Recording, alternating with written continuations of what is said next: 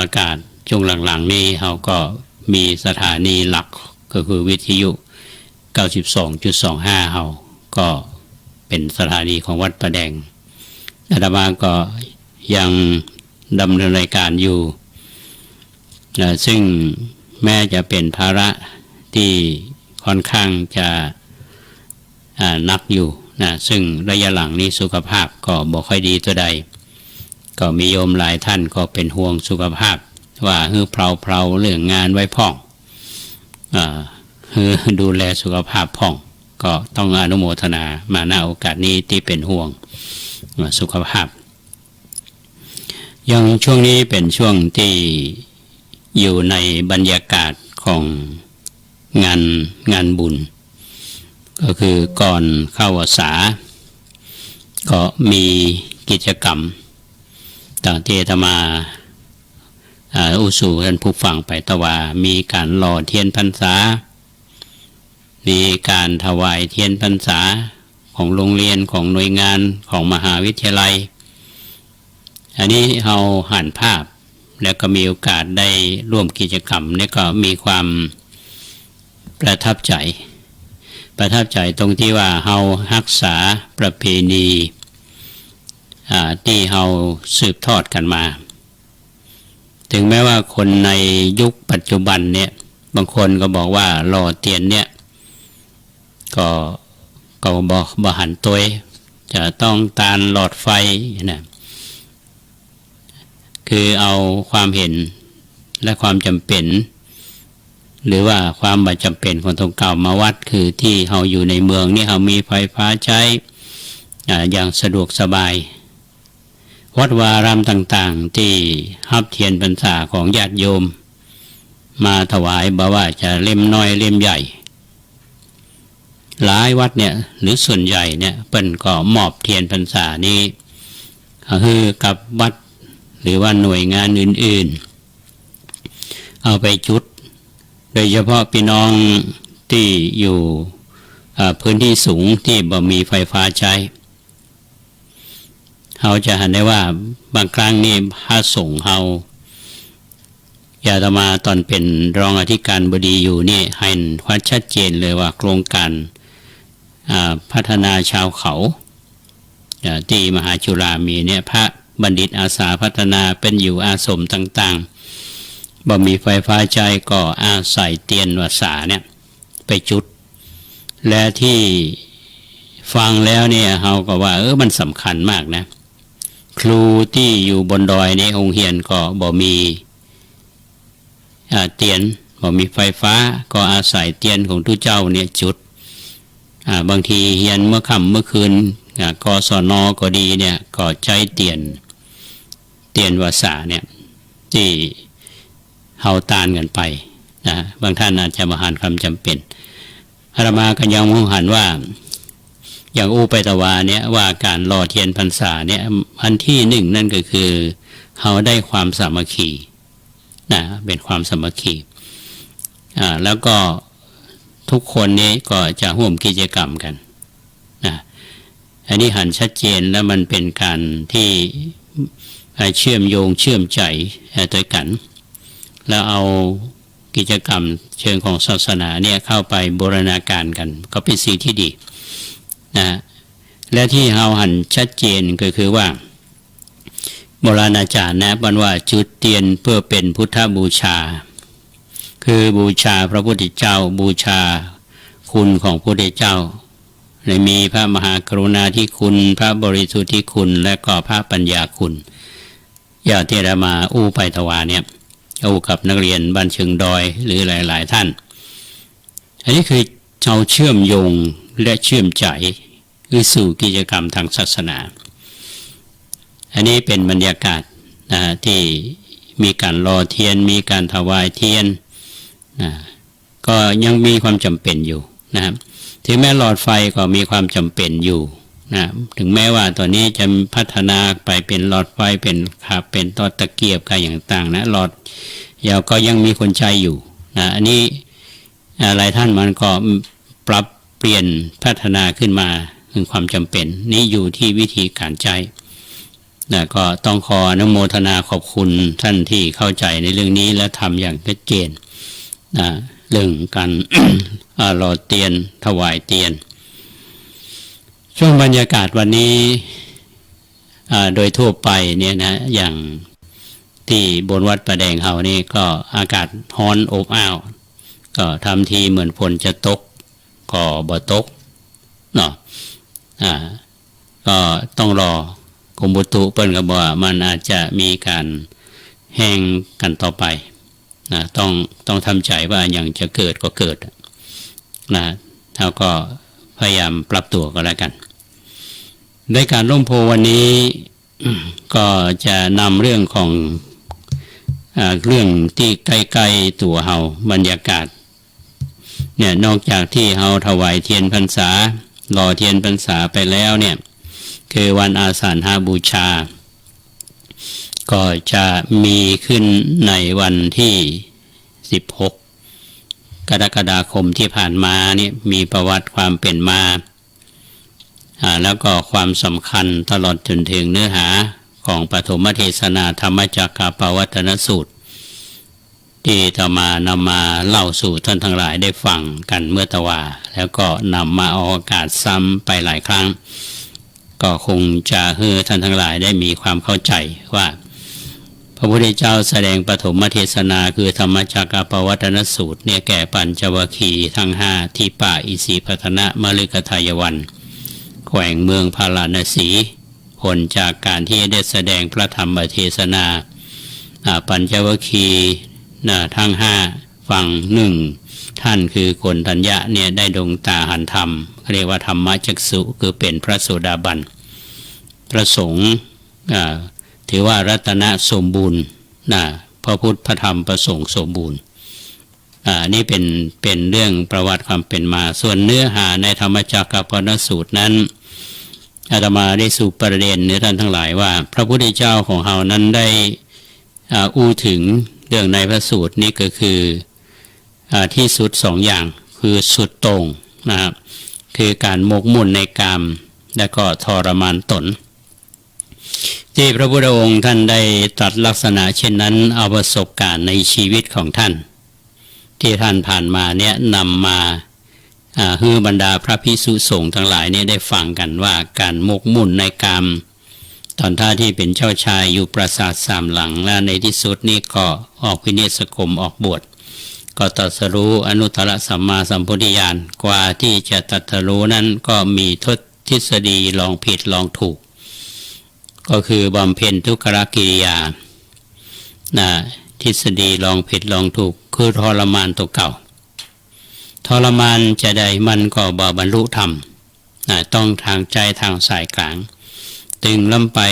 ก็บดีย่อนล้ำไปก็บดีใจต่างสายกลางก็ในที่สุดก็บรรลุอนุตตรสัมมาสัมโพธิญาณ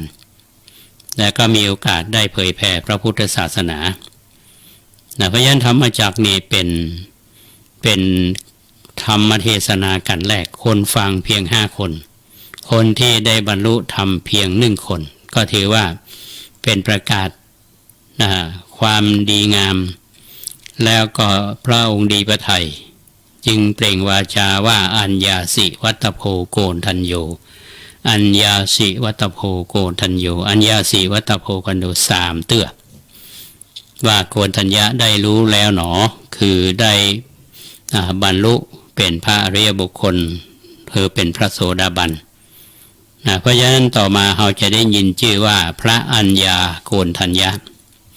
คำว่าอัญญาข้างหน้านี้เขามาจากคำว่าอัญญาสิที่ว่าได้รู้แล้วเป็นพระอรหันต์ที่ได้รับการยกย่องจากพระพุทธเจ้าว่าเป็นผู้รัตตัญญูรัตตัญญูนี่แปลว่ารู้ราตรีนานถ้าแปลคำเมืองเฮาแปลว่าเกิดเมินคำว่าเกิดเมินนี่บางทีก็เกิดเมินบ่ได้ไร้ค่าก็มีแต่ว่าเกิดเมินอย่างมีคุณค่าก็คือท่านพระอัญญาโกณฑัญญะนี่คือเรื่องของวันอาสาฬหบูชาและเขาก็จะมีกิจกรรมทำกันอย่างวันเมื่อเช้าเนี่ยอาตมาเชื่อว่าหมู่เฮาท่านทั้งหลายเนี่ยก็จะทำบุญตักบาตร ในกรณีที่ท่านมาได้ทำบุญตักบาตรตามวัดต่างๆท่านก็สามารถที่จะใส่บาตรพระเนนพระเนนบางตรงบางองค์ถึงแม้ว่าจะเป็นวันพระเนี่ยท่านก็ออกบิณฑบาตอยู่เหมือนกันอาจจะเป็นส่วนน้อยแต่ส่วนใหญ่เนี่ยวัดวาอารามต่างๆเนี่ยช่วงเช้าก็จะมีการทำบุญตักบาตรแล้วฟังพระธรรมเทศนาผู้เฒ่าผู้แก่หรือคนหนุ่มคนสาวคนกำสมองเคินก็ไปวัดเหมือนกันเยาวชนก็ไปวัดเหมือนกันอย่างบ้านเฮานี่นิยมกันก็คือตาลขันเข้าท่านผู้ฟังตาลขันเข้าแต่ระยะหลังๆนี่เราจะเห็นว่าผู้คนนี้ได้เริ่มทำบุญตาลขันเข้ามาอย่างที่วัดป่าแดงนี่ก็เริ่มมาตั้งแต่ตะวาละเป็นเหตุผลว่าพอวันนั้นจริงๆเนี่ยคนนั้นจะนักแล้วอาหารที่ถวายพระเนี่ยอาจจะเหลือบาได้ฉันทั้งหมดเนี่ยมันเป็นความสูญเสียห่วงอย่างนั้นอันนี้ก็ถูกเหมือนกันนะฮะถึงแม้เราจะทำก่อนแต่ว่าบุญกุศลที่เราได้รับเนี่ยมันก็ได้เหมือนกันแต่บางท่านนี่ก็เห็นตรงจะต้องทำบุญวันนั้นอันนี้ก็เป็นสิทธิของแต่ละท่านทำบุญตักบาตรตาลขันเข้ามาเจ้าฟังเทศส่วนใหญ่ฟังเทศนี่มันก็จะอู้เรื่องวันอาสาฬหบูชาความเป็นไปเป็นมาที่จะมาเล่าท่านทั้งหลายฟังเนี่ยที่นำมาเล่าทางวิทยุให้ท่านฟังเนี่ยนะบางท่านไปวัดก็บางวัดอาจจะพระเปิ้นก็อาจจะบ่มีเวลาที่จะต้องมาเทศใจเวลานักเกินไปก็บ่เหมาะสมเท่าใดมันก็ดูสถานการณ์แต่ว่าท่านผู้ฟังถ้าฟังทางวิทยุเนี่ยก็สามารถนั่งฟังในอิริยาบถใดก็ได้ฟังก็อาตมาก็จึงนำมาเล่าให้ท่านทั้งหลายได้ฟังเป็นช่วงๆเนี่ยนะก็คิดว่าจะเป็นประโยชน์อย่างใดก็ตามถ้าท่านไปวัดเนี่ยมันก็เป็นโอกาสหนึ่งที่เราได้มาวัดมาวาแล้วก็เรามาดูด้านกายภาพด้านเสนาสนะด้านต่างๆเนี่ยดูการพัฒนาวัดวาอารามต่างๆอย่างวัดป่าแดงของอาตมานี่ก็เหมือนกันเมื่อ20 ปีที่แล้วเนี่ยไปมาก็หันว่ามันเป็นวัดเหมือนกับวัดห่างกับเมืองเฮาว่าวัดห่างก็คือวัดล้างก็เปิดวัดล้างพระเน้นบ่มีไผอยู่บ่มีไผขึ้นมาวัดมาว่าไผนาสนะสำรุดสุดโทรมก็พอมีคนมาอยู่นะเราก็ร่วมแรงร่วมใจกันพัฒนาวัดจากวัดประวัติศาสตร์เนี่ยคนก็เริ่มรู้จักขึ้นมาเสนาสนะก็ดีขึ้นเพราะญาติโยมที่มีศรัทธาในทางพระพุทธศาสนาเฮาเนี่ยบางทีท่านมีทรัพย์แต่ท่านไม่มีศรัทธาบางคนมีศรัทธาแต่บ่มีทรัพย์นะคนมีศรัทธานี่ถึงแม้บ่มีทรัพย์นักเพิ่นก็มีทรัพย์น้อยทรัพย์น้อยก็ฮื้อตาลตามกำลังตัวเองบ่เดือดร้อนก็ทำอย่างต่อเนื่องนะบางคนอยู่มีฐานะดีมีความพร้อมทุกอย่างแต่ใจบ่พร้อมนะก็บ่ได้บุญเหมือนกันนะเพราะฉะนั้นท่านทั้งหลายที่ไปวัดไปวัดวาอารามต่างๆเนี่ยหลายท่านไปนี่ก็ไปหันและเกิดศรัทธานี่เขาก็บำรุงวัดในฐานะที่เขาเป็นพุทธศาสนิกชนแล้วมาสมัยนี้เนี่ยคนสมัยใหม่เนี่ยนะความคิดเริ่มแตกแยกจากการที่อาตมาได้อู้จากับญาติโยมที่มาทำบุญเนี่ยนะตอนเจ้านี่มีโยมมาทำบุญ2 คนเป็นครูอู้ว่าคนสมัยนี้เขาไปเชื่อบาปเชื่อบุญท่านพระครูว่าเขาไปเชื่อแล้วเขาบอกทำบุญทำทานอะไรอย่างนี้อันนี้คือคนรุ่นใหม่อาตมาก็บอกว่าคนรุ่นใหม่ก็อาจจะเปลี่ยนไปได้เพราะว่าวิถีชีวิตในชีวิตประจำวันสมัยนี้มันเร่งรีบอยู่ระบบของการแข่งขันสื่อสารต่างๆนี่ก็มาจากเทคโนโลยีแล้วการศึกษาของเขาก็การศึกษาวิชาการทางโลกเน้นในเรื่องของวัตถุซึ่งเขาก็บอกอย่างนั้นเพราะเขามีความเชื่อกันว่าคนได้รับการศึกษา ได้เรียนหนังสือดีๆเรียนเก่งๆเรียนเก่งๆแล้วก็จะได้เงินนักเนี่ยบอกว่าคนเก่งก็ทำงานดีก็นี่ค่าตอบแทนนักได้เงินนักบอกก็คือพยายามที่จะสอนกันให้มีความหันแก่ตัวนักขึ้นไปอยู่องค์กรใดก็จะคิดเอาผลประโยชน์จากนั้นงานระดับไหนถ้าคนเขาคิดอย่างนี้หมดแล้วเขาบอกแบ่งปันนะตามแนวทางของทางพระพุทธศาสนาแล้วเนี่ยต่างคนต่างแย่งชิงผลประโยชน์กันนะมันจะไปเหลืออย่างเพราะฉะนั้นวัดวาอารามเขาก็เช่นเดียวกันคนสมัยก่อนเนี่ยพ่อแม่ครูบาอาจารย์เพื่อนนำลูกนำเต้านำลูกศิษย์ลูกหาเนี่ยไปวัดไปว่าเพิ่นอบรมสั่งสอนกันอันนี้คนรุ่นเฮาเนี่ยก็ยังได้หันที่ซึมซับมาจากพ่อแม่ถึงแม้ว่าท่านไม่ได้มานั่งสอนเฮาอย่างนักหนาอาตมามองอย่างนั้นนะฮะเพราะฉะนั้นการไปวัดเนี่ยเฮาก็ต้องรู้จักที่จะนำสิ่งที่มันเป็นสาระบางคนไปวัดเนี่ยก็ไปหาเรื่องก็มีหูหาเรื่องปากหาเรื่องอันไปแล้วบอกเป็นสุขตัวเก่าก็บอกเป็นสุขคนที่ได้รู้จักก็บอกเป็นสุขเพราะฉะนั้นวันนี้ว่าวันสำคัญในทางศาสนาเป็นวันที่วัดจิตวัดใจของหมู่เฮาว่าได้หาปั้มเป่งบุญได้ทำสิ่งที่ประโยชน์แก่ศาสนาที่สำคัญที่สุดนั่นก็คือว่าจิตใจเฮาได้จะสงบเยือกเย็นอันนี้เป็นเรื่องสำคัญนะเพราะสังคมของเฮานั้นยิ่งวุ่นวายต่อใดเนี่ยมันก็สับสนนะอย่างบ้านเมืองเฮาเวลานี้นี่ก็ยังเป็นห่วงอยู่หลายๆท่านเนี่ยท่าน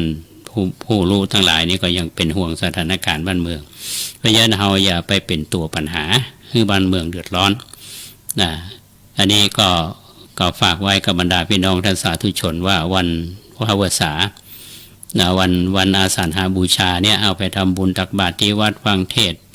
เจริญจิตภาวนาทำวัดสวดมนต์ให้จิตใจสงบแล้วก็มีโอกาสได้ไปเวียนเทียนวัดใกล้บ้านเป็นกิจกรรมระลึกถึงพระพุทธเจ้าพระธรรมเจ้าพระสังฆเจ้าอันนี้เป็นเรื่องที่อยากให้ท่านทั้งหลายได้นิยามว่าในโอกาสวันเทศกาลวันอาสาฬหบูชาวันเข้าพรรษามาเนี่ยเขาก็เอาสิ่งที่ดีๆเอาสิ่งที่ดีๆแล้วเรามาปิกไปคำว่าบุญเนี่ยการทำบุญเนี่ยที่ว่าที่โยมมันว่าเนี่ยทำไมนี่คนบ่ทำบุญเนี่ยบ่อยากทำบุญอาตมาก็บอกว่าจริงๆแล้วเนี่ยถึงวันนี้เขาอาจจะมองว่าทำบุญเนี่ยหมายถึงจะต้องเอาของไปตานทุเจ้าอย่างเดียวนะครับได้เราได้มองกันว่าวิธีการทำบุญในทางพระพุทธศาสนาของเราเนี่ยมันมีกี่อย่างบุญกิริยาวัตถุมี10อย่างเอาย่อๆอย่างตึงวันเนี่ยเราไปวัดเนี่ยก่อนที่เราจะแผ่เมตตาแบบพื้นเมืองเนี่ยเราจะขึ้นต้นว่าอีตังตานะกัมมังนิปานะปัจจโยโหตุโนนิจังอิมังศีละกัมมังนิปานะปัจจโยโหตุโนนิจังอิมังภาวนากัมมังนิปานะปัจจโยโหตุโนนิจังอันเนี้ยโบราณอาจารย์เป็นครูบาอาจารย์เป็นฮือเฮาได้ยินดีในการทำบุญว่าการฮือตาเนี่ยก็ฮือเป็นปัจจัยการไปสู่นิพพานของหมู่เฮาการรักษาศีลก็ฮือเป็นปัจจัยไปสู่นิพพานการภาวนากรรมังที่เราได้สติปัญญาเนี่ยก็คือเป็นปัจจัยในการที่จะไปสู่พระนิพพานแล้วก็แผ่เมตตาแผ่เมตตายังกินจิกุศลังกัมมังที่ว่านะแล้วเขาก็ว่าวันตาหลวง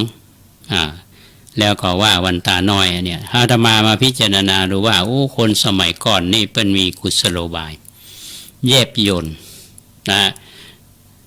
ที่อาตมาอย่างเพราะว่าการฮื้อตานเข้าของสิ่งของเนี่ยหันชัดเจนเนี่ยอาตมาได้เล่าเรื่องของพระเจ้าอโศกเนี่ยพระเจ้าอโศกเนี่ยเป็นมหาราชอันยิ่งใหญ่มีศรัทธาในทางพระพุทธศาสนาคือลูกคือเจ้าชายมหินและพระนางสังฆมิตาเนี่ย บวชเป็นพระและภิกษุณีเพื่อเผยแผ่พระพุทธศาสนาเพราะไอ้ถามท่านโมคคัลลีติสสะบุตรเถระเนี่ยว่าที่เราจะได้เป็นศาสนทายาทในพระพุทธศาสนาเนี่ยพระเจ้าอโศกได้สร้างเจดีย์อย่างต่างๆทั่วจุมพูทวีปมี 84,000 หลังเนี่ย 84,000 หลังนี้ท่านอรหันต์โมคคัลลีสารีบุตรว่ายังบาเต้าเป็นทายาทของการเป็นทางพระพุทธศาสนาพระเจ้าอโศกก็ถามท่านพระอรหันต์รูปนี้ว่าจะจะใดนะเปิ้นก็แนะนำว่าให้เอาลูกไปบวชแล้วก็บวชแล้วพุทธศาสนาก็ไปเจริญที่ลังกาเนี่ยถ้าหากว่าเจ้าชายมหินแล้วก็เจ้าหญิงสังฆมิตาเนี่ยอยู่ในเรียกว่าบ่ได้บวชเนี่ยมันก็ได้ค่าครอบครัวก็อยู่ในหัวในวังนะแต่พอบวชแล้วนี่พุทธศาสนาก็เจริญนะคนในศรีลังกาก็มั่นคงในศาสนาตั้งแต่หันมาจนถึงปัจจุบันนี้แต่เจดีย์ 84,000 หลังเนี่ยที่สร้างต่อมาในหมดยุคของพระเจ้าอโศกพระเจ้าอโศกนี่พอต่อมากษัตริย์องค์อื่นมาถ้าบ่เลื่อมใสพระพุทธศาสนาเขาก็ทำลายสิ่งเหล่านั้นอย่ายิ่งเป็นศาสนาอื่นที่มาเป็นใหญ่เนี่ยก็ยิ่งทำลายรูปเคารพก็ดีเจดีย์ก็ดีก็ถูกทำลายไปนะฮะเพราะฉะนั้นสิ่งที่พระเจ้าอโศกทำเนี่ยนะ 84,000 เนี่ยจะมาเล่าว่าการเฉลิมฉลองต้องไปนิมนต์ท่านอุปคุตเถระมารักษางานนั่นแหละนะอันนี้จะมองได้ว่าสิ่งปลูกสร้างเนี่ยมันรู้สึกที่จะเป็นไปตามกฎของธรรมชาติปรักหักพังไปแล้วต่อมาเราก็มาศึกษาในด้านโบราณคดีก็ดีเนี่ยก็เขาจะได้รู้ว่าตรงนั้นเป็นอย่างนั้นตรงนั้นเป็นอย่างนั้น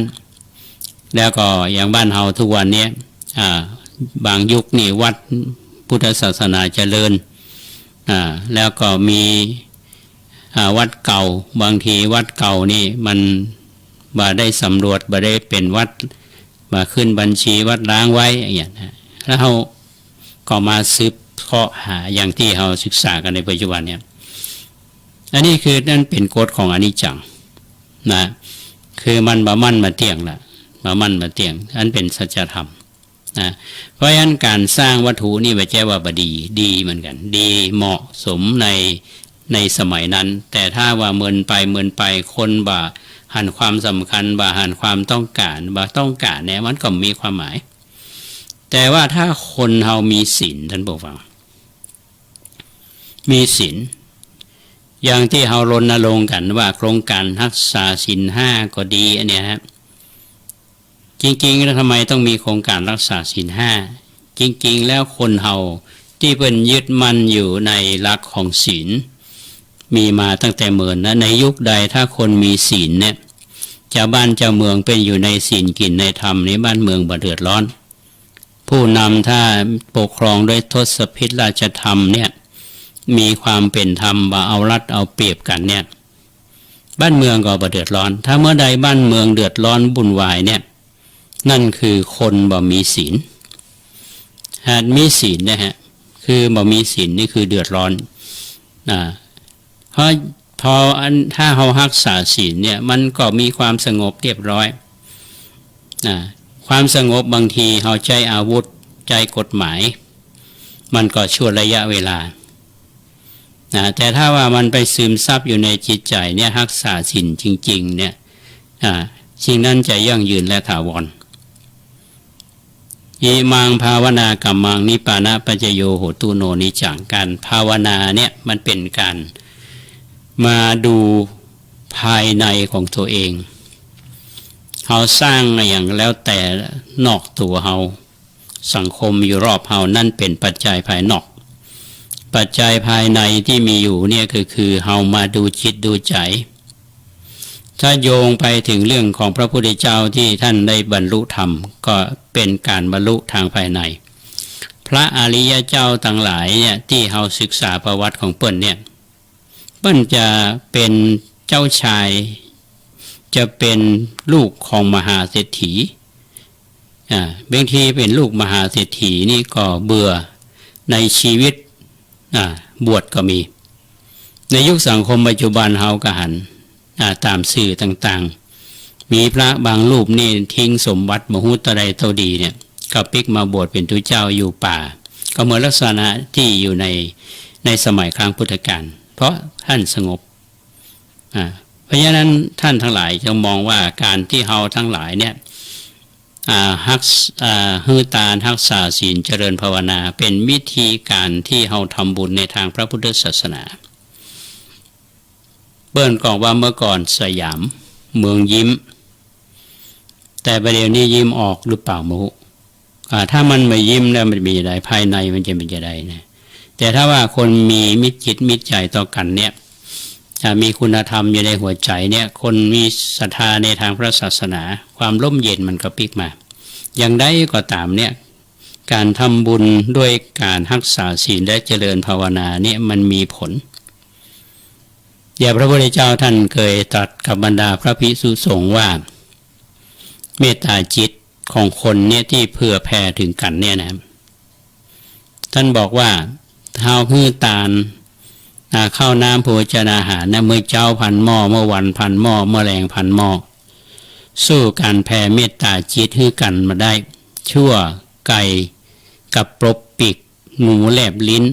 จางพับหูมีค่ายิ่งกว่าเนี่ยอันนี้คือเน้นเรื่องของภายใน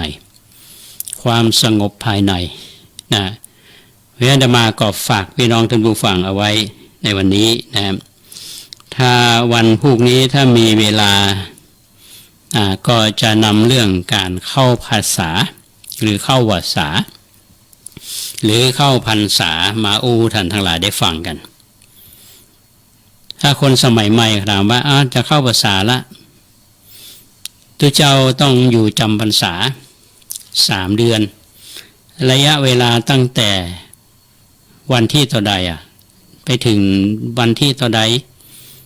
ในช่วงนั้นถ้าเรามีศาสนกิจเราจะไปที่ไหนได้ก่อนมีข้อยกเว้นก่อนหรือการจำพรรษาแล้วนี่จะเกิดอานิสงส์จะได้พ่องแก่ผู้ที่ได้เข้าพรรษาหรือจะเกิดอานิสงส์พิเศษสามารถที่จะทับกฐินได้ก่อนแล้วทุเจ้าเฮาบักเข้าภาษาเนี่ยขาดภาษานี่จะทับกฐินได้ก่อนเนี่ยเข้าภาษานี่เข้าภาษาต้นตั้งแต่วันไหนเข้าภาษาหลังนี่วันไหนอันนี้เป็นเรื่องที่จะต้องหาคำตอบท่านผู้ฟังอาตมาก็พยายามที่จะนำเสนอเรื่องนี้ให้ท่านทั้งหลายได้ฟังกันในช่วงที่มันใกล้กับเหตุการณ์อย่างน้อยก็เป็นการเรียนรู้ร่วมกันอาตมาก็ฟื้นว่าความรู้เก่าๆหรือบางอย่างเท่าละลืมเราก็ต้องไปค้นคว้าดูตำรับตำรา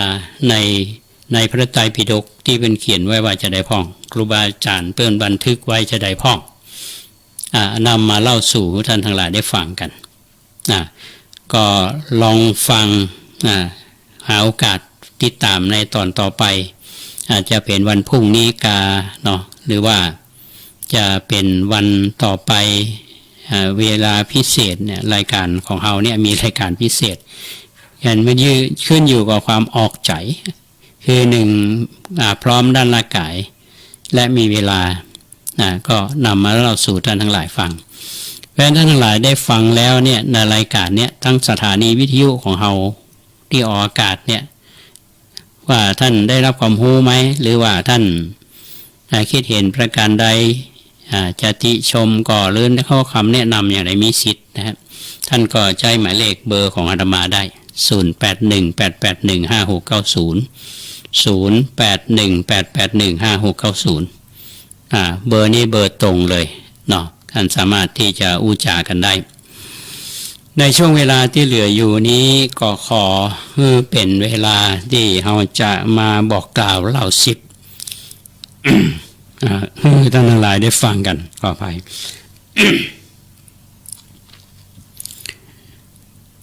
วันพุธเนาะเป็นวันอาทิตย์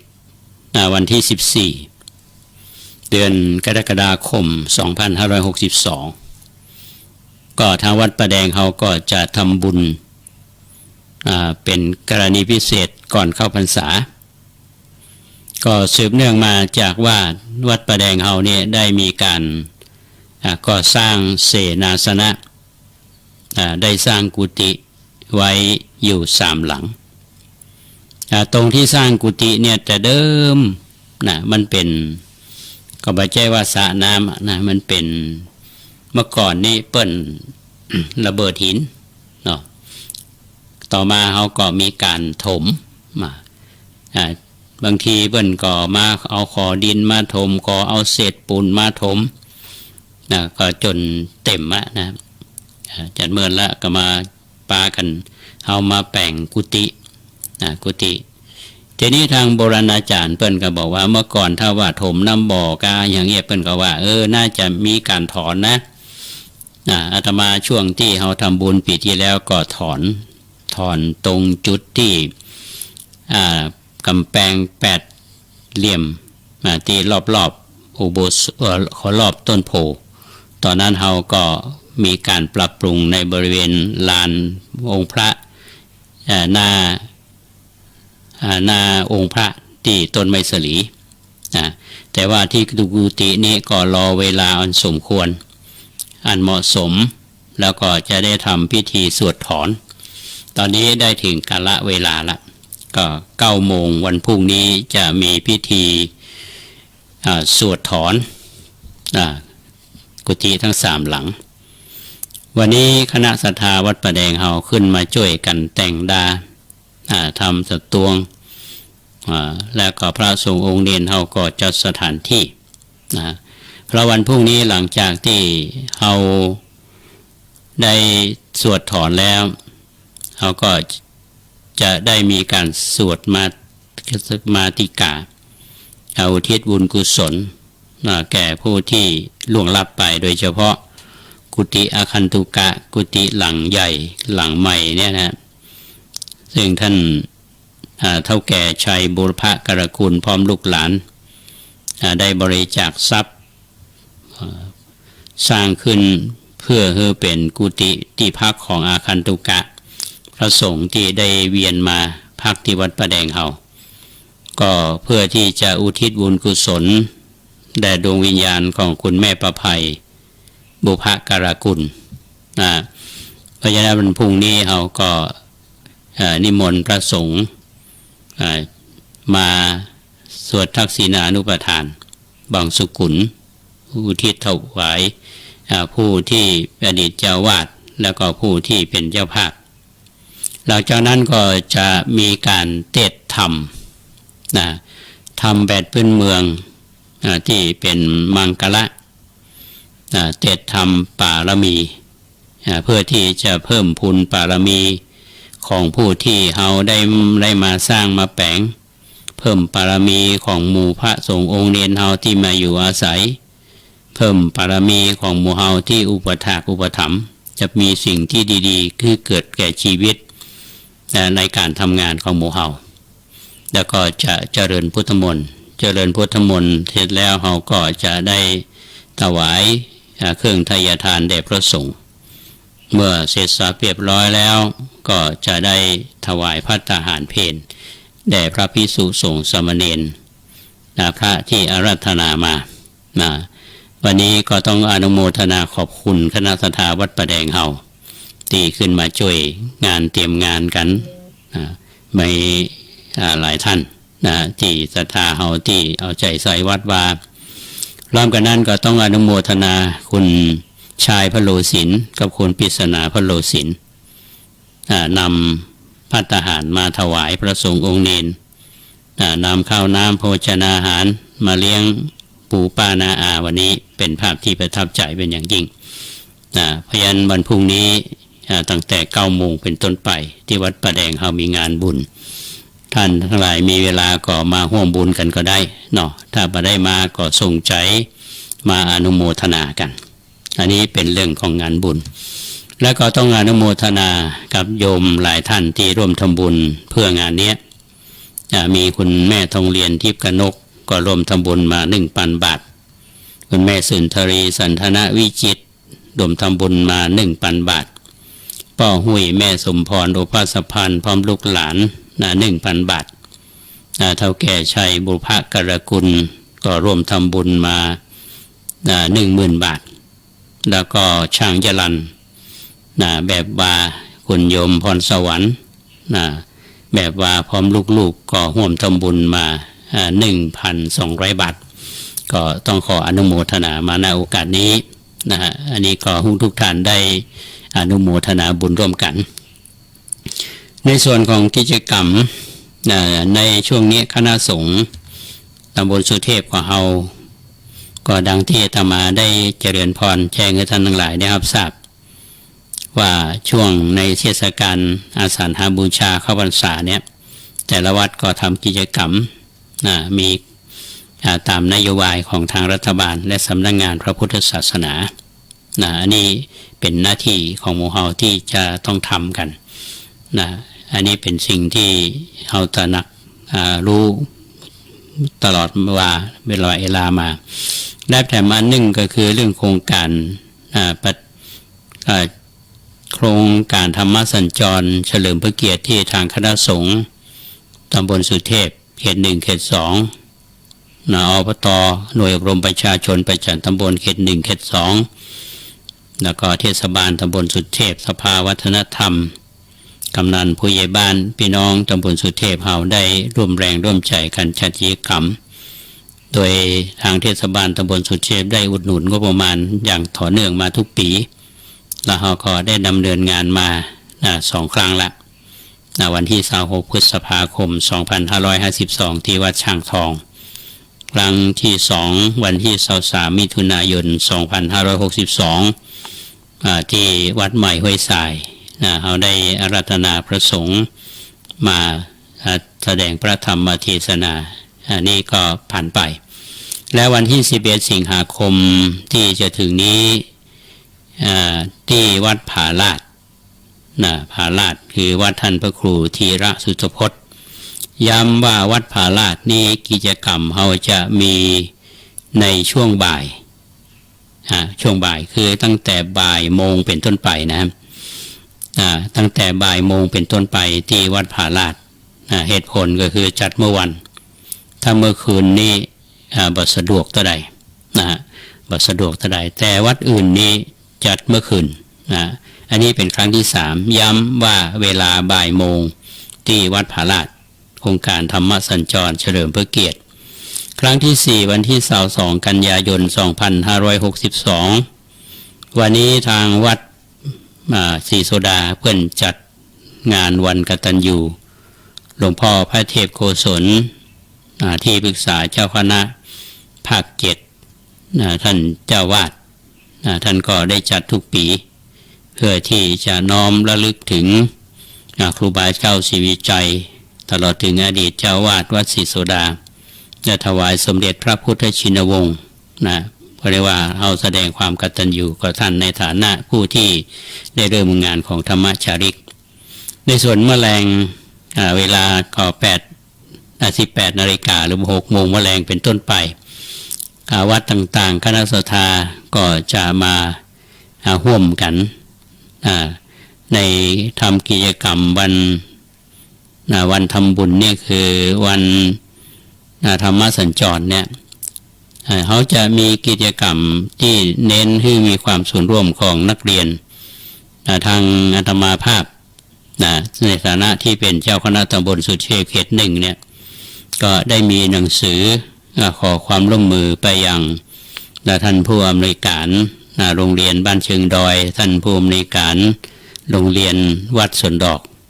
ขอส่งนักเรียนเข้าร่วมกิจกรรมสวดสรพัญญะโรงเรียนบ้านเชิงดอยนั้นสวดสรพัญญะที่วัดผาลาดโรงเรียนวัดสวนดอกนี่สวดสรพัญญะที่วัดศรีโซดาเพราะฉะนั้นในคืนนั้นเราได้อาราธนาท่านเจ้าคุณภาวนาธรรมาภิรัตน์ท่านเจ้าคณะตำบลสุเทพเขต 2วัดลำเปิงเป็นองค์เทศนาธรรมและเป็นพิเศษในวันนั้นจะมีกิจกรรมสรุปโครงการแล้วก็ปิดโครงการธรรมสัญจร และจะมีกิจกรรมคือการทอดผ้าป่าซึ่งทางเทศบาลร่วมกับวัดต่างๆที่ได้ความร่วมมือตลอดจนถึงหมู่บ้านต่างๆนี่จะจัดผ้าป่าเอาผ้าป่าไปทอดเพื่อที่จะเป็นการระดมทุนช่วยบุคลากรทางการแพทย์ของเทศบาลตำบลสุเทพอย่างพี่น้องตำบลสุเทพเขาได้ใช้บริการเนี่ยไปเกิดอุบัติเหตุที่ไหนบุคลากรเหล่านี้ก็บริการพี่น้องเขาหรือบางท่านบางคนนี่เอาไปส่งโรงยาไปหาหมออันเนี้ยดังท่านนายกวันขอคำปรึกษาคณะสงฆ์ก็หันชอบอยู่เพราะเป็นกิจกรรมที่เราต้องทำร่วมกันอยู่แล้วอันนี้ก็เอิญเชิญชวนกันว่าถ้าคณะสงฆ์จัดกิจกรรมธรรมสัญจรเทศบาลก็ทำกิจกรรมร่วมกันเพื่อพี่น้องประชาชนบางทีมีทุกข์มียากลำบากเขาก็ช่วยกันและถ้ามีความสุขอกสุขใจก็มีกิจกรรมเขาทำในลักษณะนี้อันนี้เป็นงานธรรมสัญจรในส่วนของวัดป่าแดงนั้นท่านผู้ฟังสปอร์ตที่คุณเกษตรเพชรสำริดอ่านให้ฟังถึงวันว่าจะมีการบูรณะขึ้นใดนักหลายท่านก็มาทำบุญหลายท่านก็สอบถามมาจะเริ่มเมื่อใดนี้ก็ทางคณะวิศวกรรมศาสตร์เนี่ยก็กำลังอยู่ระหว่างเตรียมการได้สำรวจในเบื้องต้นละอันนี้ก็ต้องรอทางคณะ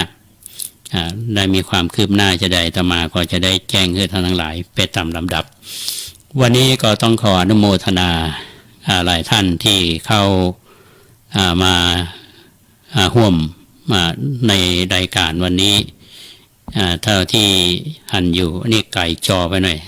ตาบ่ค่อยดีช่วงนี้มีคุณโยมนิยมวงยงสวัยคุณสุวิทย์อุดมแล้วก็ท่านดร.พระมหาพรและท่านนันทเพรีศรีลนาอันนี้ก็ด็อกเตอร์ใหม่เหมือนกันคุณโยมมัทนาอัมพรก็บอกไหว้สาธุเจ้าอนุโมทนาคุณโยมเนอและท่านพระครูสมุเสนะสุวิชโชและคุณสมศักดิ์ใจพยัคฆ์จากบ้านป่งอำเภอแม่แตงแล้วคุณบงกฎทาปัญญาตอนนี้ถ้าจะขึ้นมาอยู่เชียงใหม่ละอันนี้ก็เข้ามาอยู่และคุณสุนาถยะอุดอันนี้มาแน่ใจว่าอยู่ในทางภาคอีสานว่าเนาะอันนี้ตระกูลเดียวกันยะอุดเนี่ยนะอันนี้ก็ต้องขออนุโมทนากับทุกท่านที่เข้าฟังเราชมรายการนี้สิ่งใดที่เป็นประโยชน์นอกขอฝากพี่น้องท่านผู้ฟังสิ่งที่มีสาระวันนี้ทางคณะสงฆ์ศรัทธาวัดป่าแดงเฮาจะไปร่วมทำบุญงานบำเพ็ญกุศลศพแม่วิไลตันโหอายุ89ปีตั้งศพบำเพ็ญกุศลที่วัดสวนดอกเป็นคืนสุดท้ายวันพรุ่งนี้ช่วงเช้าก็จะมีการ10 โมงก็จะมีการสวดพุทธมนต์11 โมงถวายเพลพระเตียงเกิงก็จะได้เคลื่อนศพสู่สุสานลิง14นี้ไปชุมเพลิงในฐานะที่คุณแม่วิไลเป็นคู่ชีวิตของคุณพ่อสมศักดิ์ตันโห2ท่านนี้ก็ทนุบำรุงวัดป่าแดงมาตลอด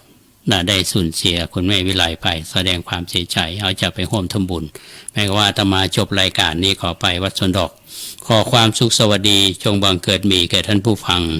ทุกท่านขอเจริญพร